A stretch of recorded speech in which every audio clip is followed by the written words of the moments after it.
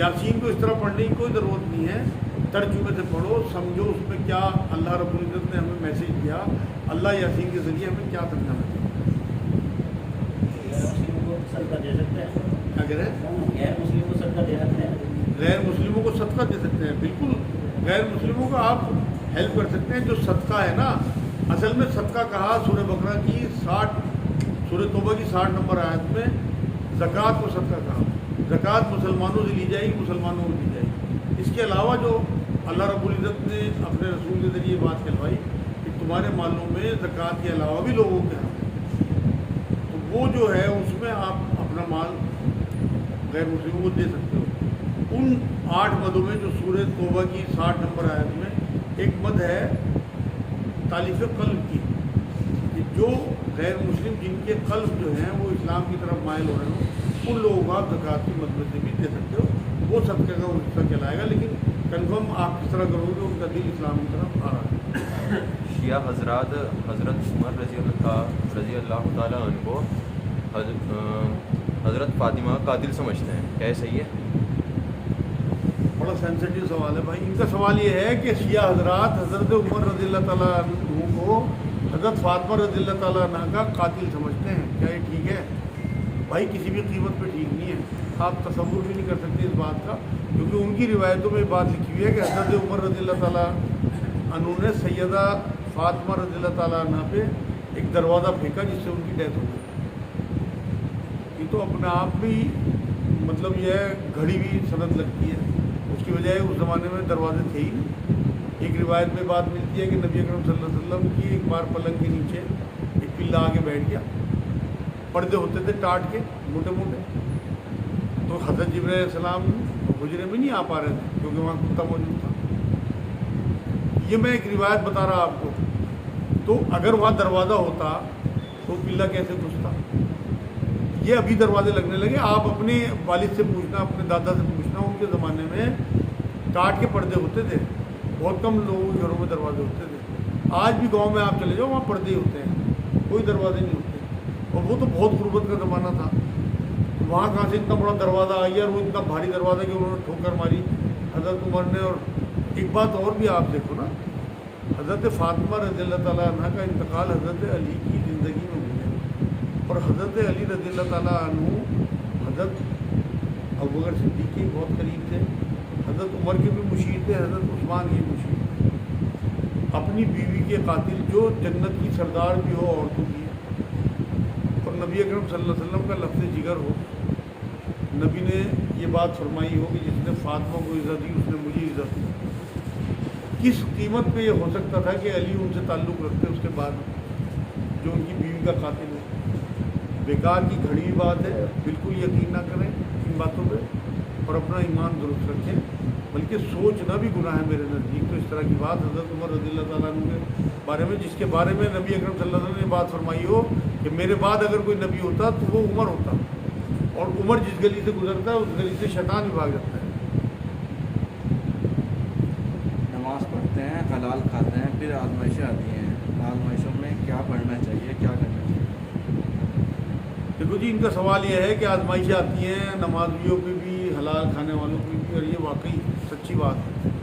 اس کی سب سے بڑا ثبوت نبی اکرم صلی اللہ علیہ وسلم ہے، ان سے زیادہ حلال کھانے والا، ان سے زیادہ نمازی، ان سے زیادہ سچا، ان سے زیادہ پرہیزگار تقویٰ والا کون ہو سکتا ہے؟ تو سب سے زیادہ آزمائشیں ہوتا ہے۔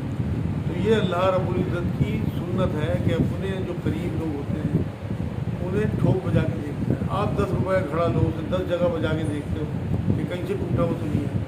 اللہ اتنی بڑی جنت دینے کا وعدہ آپ سے ایمان کے بدلے کرتا ہے، تو تھوڑا سا تو بجا کے دیکھے گا، آزمائش کر کے دیکھے گا کہ یہ اپنی ایمان میں پکے ہیں نہیں۔ ہاں، یہ جو آپ نے پوچھا کہ پڑھے کیا اس میں 2-3 چیزیں میں آپ لوگوں کو لکھوا دوں۔ جن لوگوں کو مالی پریشانی ہو، جن لوگوں کو بیماریوں کی پریشانی ہو، اولاد کی پریشانی ہو، ایک تصویر تو انا للہ و انا الیہ راجعون پڑھا کریں، قرآن کی آیت ہے جو آپ لوگ میتوں کو پڑھتے ہیں۔ اس کا ترجمہ بھی یہ ہے کہ تمام تر چیزیں اللہ کی طرف سے ہیں، اللہ کی طرف جانا ہے۔ ایک آپ لا حول ولا قوت الا باللہ پڑھا کریں، جو حی علی الصلاۃ حی علی الفلاح پہ نبی اکرم صلی اللہ علیہ وسلم نے کہا نا اذان پہ، لا حول ولا قوت الا باللہ پڑھا کریں۔ اس کے بارے میں حدیث پاک بھی ہے کہ عرش کے جو خزانے ہیں ان خزانوں میں سے ایک خزانہ ہے اور ایک آپ اِنَّ ربی علی کل شیء حفیظ پڑھا کرو کہ اللہ ان آزمائشوں سے حفاظت، اتنی آزمائشیں ڈالی ہو۔ سورہ بقرہ کی جو آخری 2 آیتیں ہیں جو اللہ کے رسول صلی اللہ علیہ وسلم کو معراج میں تحفے کے طور پر ملی، ان میں اللہ نے یہی بات دعا کروائی ہے بندوں سے کہ اللہ ایسی ہمارے پر بوجھ نہ ڈالی جسے ہم اٹھانا ہے۔ یہ انشاءاللہ تعالیٰ چند چیزیں ہیں، اپنی نمازوں کی پابندی رکھیں، اور قرآن میں تو اللہ نے خوشخبری سنائی کہ میں دلوں کو پھیرتا رہتا ہوں۔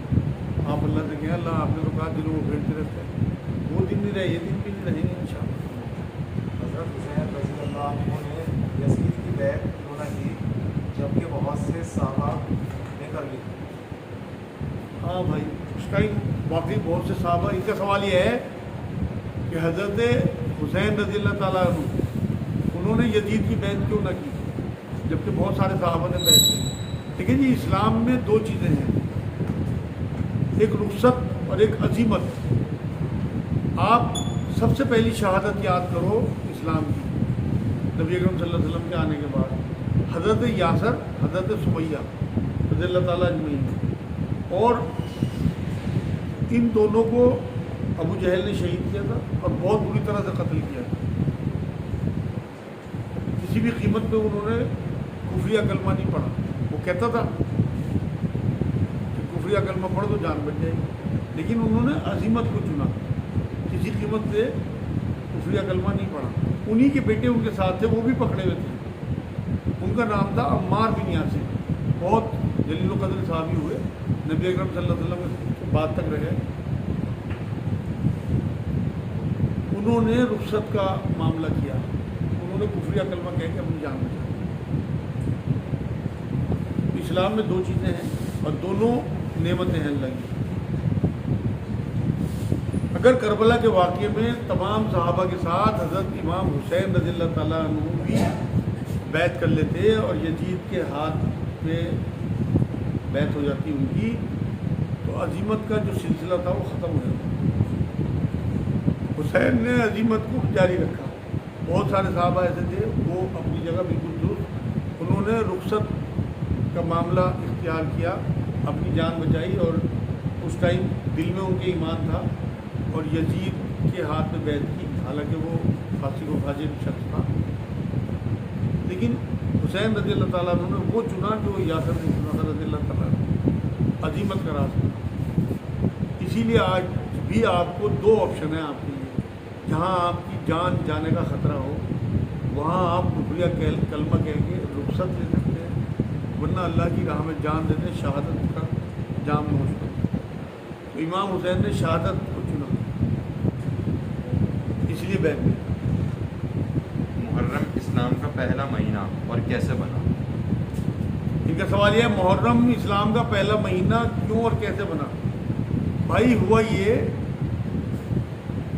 کہ حضرت عمر رضی اللہ تعالیٰ عنہ کے خلافت کے دور میں 17 ہجری میں